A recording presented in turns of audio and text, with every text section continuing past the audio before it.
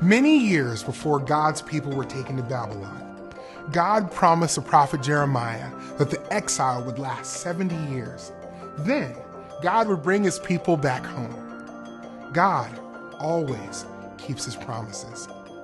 Cyrus, king of Persia, had taken over Babylon. God gave Cyrus an idea. Cyrus said, "Let all of God's people go back to Jerusalem so they can rebuild the Lord's temple. Give them gold and silver and animals. Give them gifts for God's temple." The exile was over.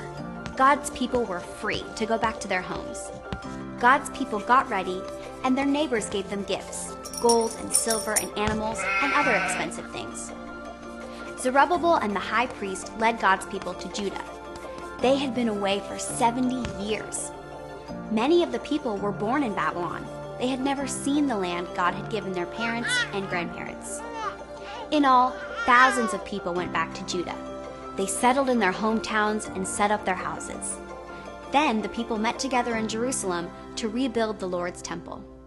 First, the priests rebuilt the altar in the same place it used to be. They followed all the laws of God for building. When the altar was finished, they offered burnt offerings to God. The people also obeyed the law about special celebrations. They had a festival like God had told them to do, and they made sacrifices to God. Then God's people gave money to stonecutters and carpenters who would work on God's temple. They paid people to bring cedar logs to Jerusalem. Finally, when everything was ready, the people started to work. They laid the foundation of the temple. The foundation was important. It would make the building strong. When the foundation was finished, the priests put on special clothes and the people praised God.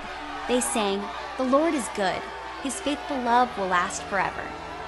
Then the people shouted and praised God. They were so happy. The foundation of the temple was complete. Not everyone was happy, though. Some of the older people remembered what the temple had looked like 70 years ago, before it had been destroyed. They cried.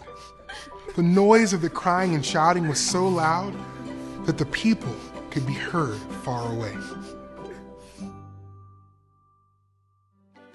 Zerubbabel led God's people back to the temple to rebuild it.